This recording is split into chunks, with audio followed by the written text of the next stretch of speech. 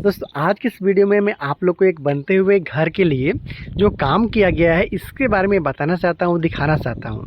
तो अगर आप भी अपने बनने वाले घर के लिए प्लानिंग कर रहे हैं और ये सोचकर परेशान है कि आपको घर का काम को किस तरीके से कराना है और कितना रुपये तक आपका खर्चा आ सकता है, तो आप इस बनते हुए घर को देख लीजिए। आपको पता चलेगा कि घर का काम को किस तरीके से करवाया जाता है और बनाने में कितना रुपये तक का खर्चा आपका आ सकता है। दोस्तों बहुत अच्छे तरीके से समझ पाए, इसलिए मैं आप लोग को सबसे पहले इस बनते हुए घर के लिए जो साइज़ है इसके बारे में बताना चाहता हूँ। जैसे कि इस घर के लिए जो चौड़ाई की बात कर ले तो यहाँ से लेकर वहाँ तक लगभग 30 फीट के आसपास तक का है।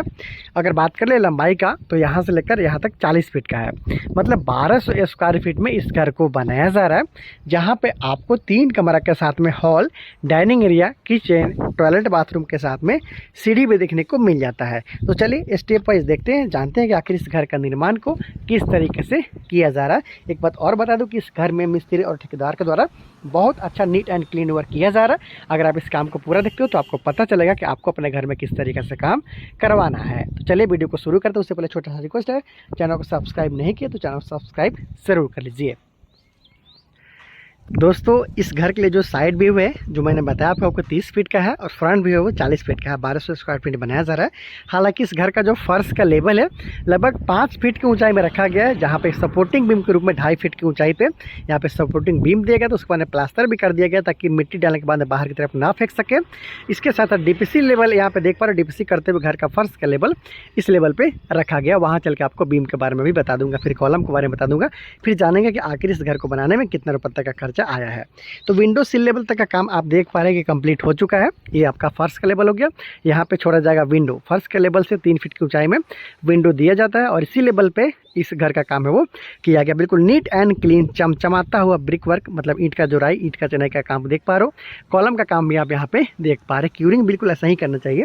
कभी भी आपको तराई का काम करना है ढलाई के अगले दिन से तो इस तरीके से जूट का बोरा आपको लपेट देना है, उसको अच्छे तरीके से इस तरीके से बांध दिया गया। देख सकते हो, थोड़ा जूम करके दिखा देता हूँ, ये सही तरीका है। और उसके बाद पानी देते हो तो लंबा समय तक ये जो पानी है वो इसमें नमी बनाए रखता है। तो ये सही तरीका है क्यूरिंग का।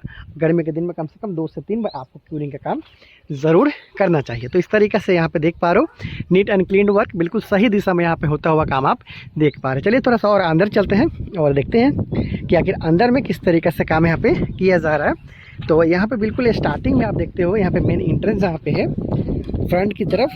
तो यहाँ पे आपको मिल जाता है इस घर के लिए छोटा सा बरामदा। देखिए यहाँ पे आपको मिल गया, ये छोटा सा जगह है वो बरामदा है, वहाँ से इस घर के लिए मेन एंट्रेंस है। चलिए मैं आपको ये अंदर चल के दिखा देता हूँ। ये बरामदा हो गया, यहाँ से मेन एंट्रेंस हो गया। और जैसे ही आप घर में एंटर करते हो आपको हॉल के साथ साथ डाइनिंग एरिया यहाँ पे देखने को मिल जाता है, बड़ा साइज का हॉल के साथ साथ डाइनिंग एरिया। यही लेफ्ट साइड में आपको मिल जाता है इस घर के लिए सीढ़ी। इसके साथ साथ इस कोने पे मिलता है किचन और वहाँ पे मिलता है पहला रूम। फिर उसके बाद में यहाँ पे मिल जाता है दूसरा रूम। उसके बाद फिर एक वहाँ पे आपको तीसरा रूम देखने को मिलता है। उसके साथ साथ यहाँ पे जो बनाया जा रहा है कॉमन टॉयलेट और बाथरूम, ये देखिए कॉमन टॉयलेट बाथरूम, इसका दरवाज़ा इधर होगा। उसके बाद में ये जो आप देख पा रहे हैं जो यहाँ वाला बाथरूम है, इसका दरवाज़ा उस रूम से अटैच किया गया, मतलब ये अटैच्ड टॉयलेट बाथरूम हो जाएगा उस रूम के लिए। लगभग 13 फीट पे 12 फीट के आसपास तक का साइज़ का यहाँ पे तीनों रूम का साइज़ है वो रखा गया है। अंदर का जो दीवार है वो सारा 5 इंच के साथ में ही रखा जा रहा है। देखिए ये पार्टीशन वाला है और इसे 5 इंच के साथ में ही रखा जा रहा है कुछ इस तरीके से। और जबकि बाहर का जो दीवार है जो आउटर वाला है उसे 10 इंच के साथ में इस तरीके से आप देख पा रहे कि रखा जा रहा है। कॉलम में आप देखेंगे तो कॉलम में 6 सरिया का इस्तेमाल किया जा रहा है, 4 सरिया 16 mm का, 2 सरिया 12 mm का। इधर भी आप देख सकते हो बिल्कुल इसी तरीके से कॉलम का काम और क्यूरिंग का काम इस तरीके से किया जा रहा है। मिट्टी का भराई ऑलमोस्ट यहाँ पे कंप्लीट हो चुका है, जिसे हम लोग बैक फिलिंग बोलते हैं। मिट्टी के साथ साथ कुछ डस्ट का भी यहाँ पे उपयोग किया गया है। यहाँ पे आप देख सकते हैं कुछ इस तरीके से, देखिए डस्ट का भी और मिट्टी का भी उपयोग करते हुए इसका जो बैक फिलिंग का काम है वो कंप्लीट किया गया है। बात करें इतना काम करवाने में कितना रुपये तक का खर्चा आया है, तो लगभग 4 लाख के आसपास तक में खर्चा आ चुका है। जबकि कॉलम का काम आप देख पा रहे हो कि लिंटर लेवल के आसपास तक का यहाँ पे कॉलम का